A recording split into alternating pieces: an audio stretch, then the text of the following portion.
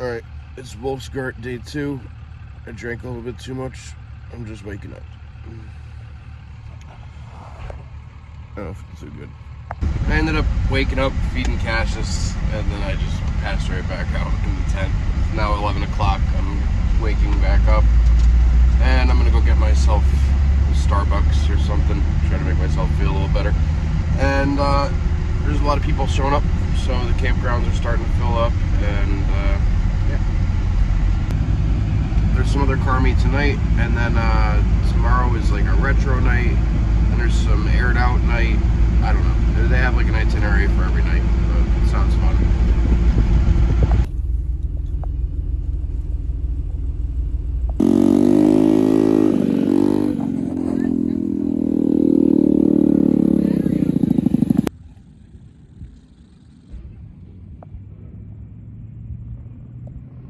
Starting to fill up over there.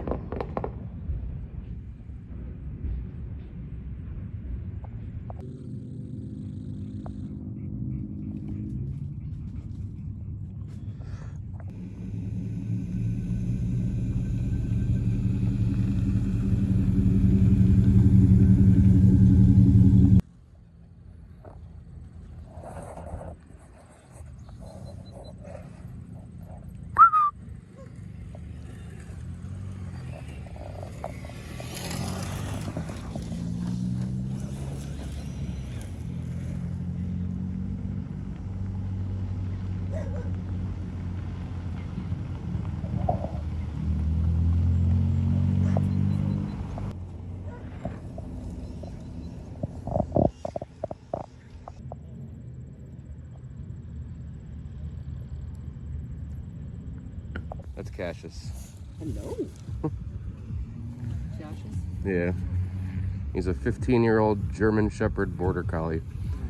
15 years old. And he's coming cross country with me. Doesn't look like it. So this is JD. JD has something interesting to show us. This is JD's little contraption, his rig. Tell me about it, man. It's a 1985 Volkswagen Cabriolet. And I've never seen taillights like that ever. Those are one-of-a-kind taillights right there. I've only seen that pair. Okay. And this is awesome. And his is actually a camper. It's all waterproofed inside and nice. And unlike my unfinished one, which This is an just 83 open. Rabbit, 4-door. Okay. And the doors are all functional. Doors are functional, hatch is functional. How's it pull it? Beautiful. How's stopping? No issues. Okay. What's it weigh? Do you know? You ever weigh it? About 900 pounds. Okay. All right. That's not bad. That's fully loaded, or? Pretty much fully Yeah, loaded, yeah, okay. with the bed and everything else in it. Awesome. I just think it's cool that you have the best of both worlds, because you have a cab right there, and then you have the hatch. So it's like I traveled a lot to match everything, because I wanted the clipper kit to match. All the side trim is off of another convertible. Okay. It's very neat. That I had to cut and modify to fit. My people. I love meeting people with wagons like this, man, with trailers. So, all right, I'm just gonna walk around it. Maybe you could show us the inside too.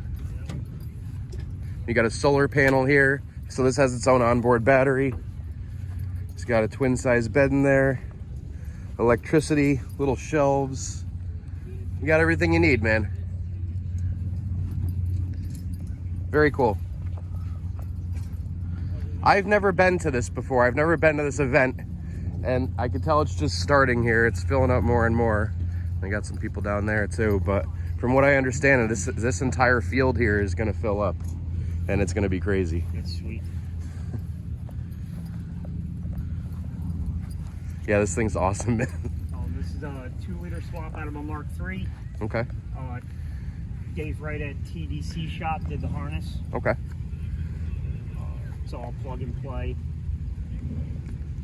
I'm going to post your Instagram here on this too, and I throw it up on YouTube. I'm kind of glad it's raining, because this was a big dusty field yesterday. Did you have trouble building the front? No.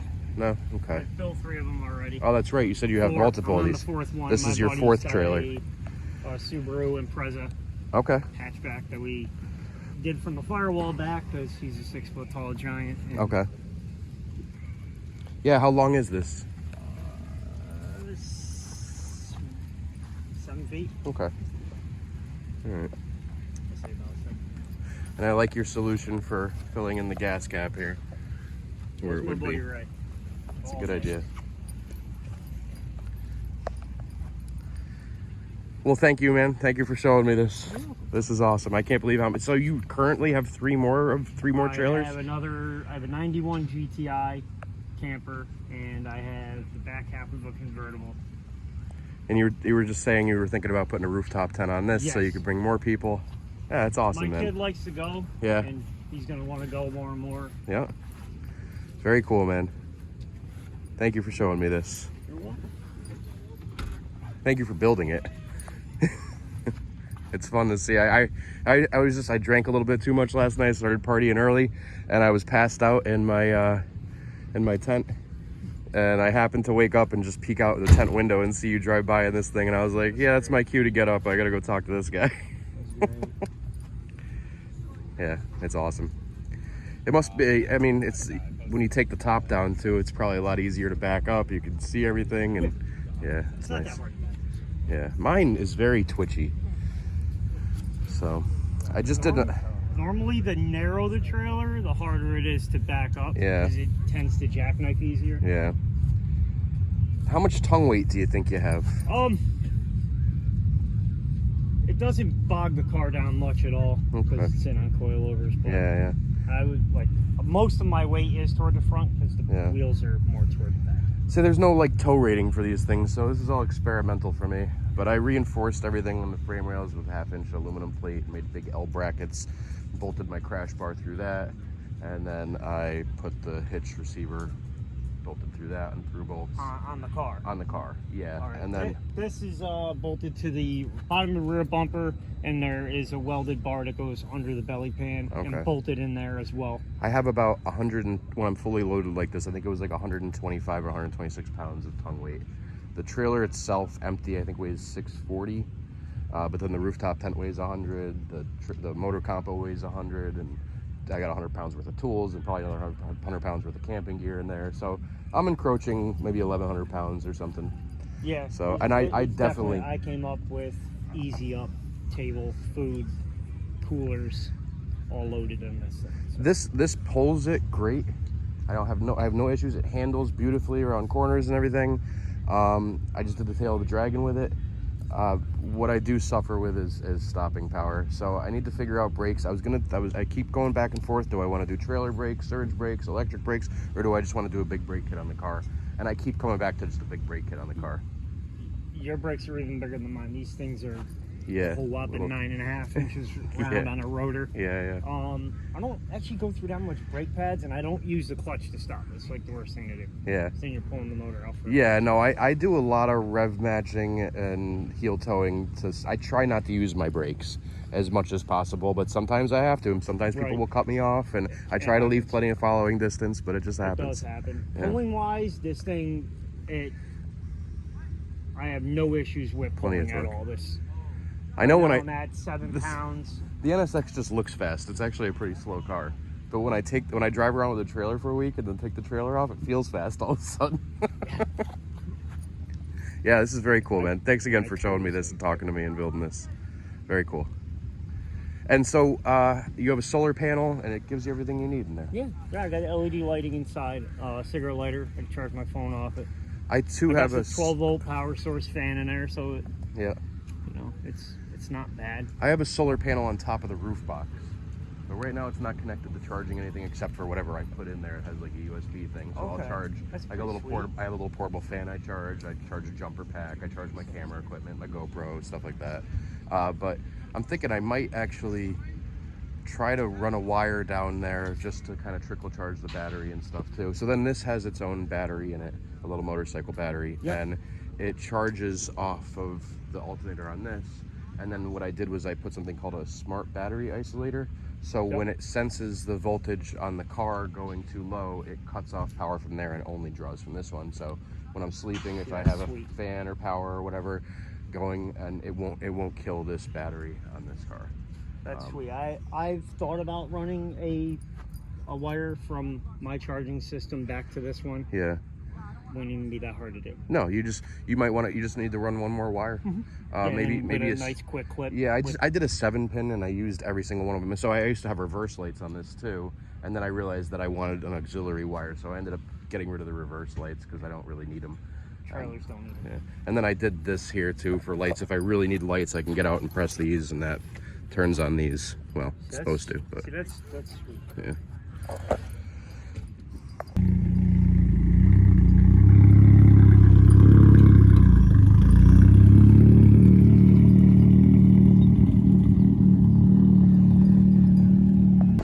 So right now they're having a meet at Switchback Brewery, so that's where I'm headed now. Let's see what's going on there. Yeah, but I think 35 to 45, 20. You didn't add the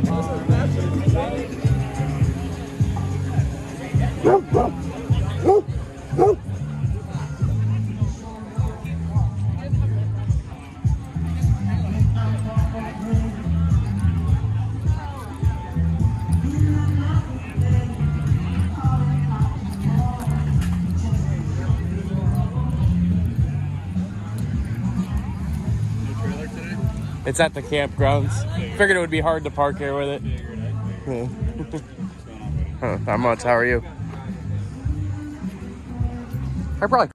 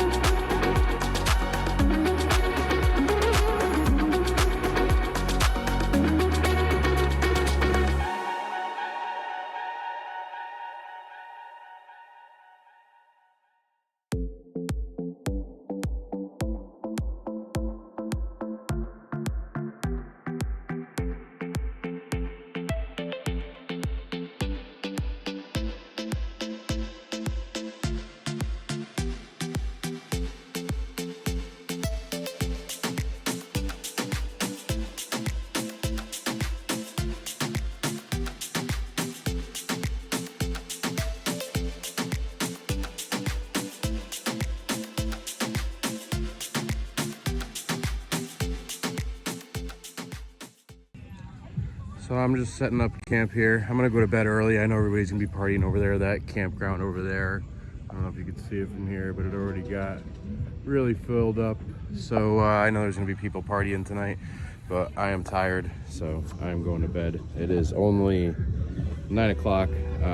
Who knows, maybe I'll wake up in the middle of the night and join everybody, but right now I need at least a nap. So that last brewery I went to was pretty awesome, actually.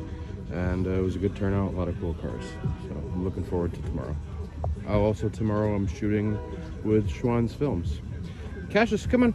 Okay. It's absolutely downpouring out right now. But I'm nice and cozy and dry in the tent. It's actually kind of nice. Warm vents, but the rain will be out.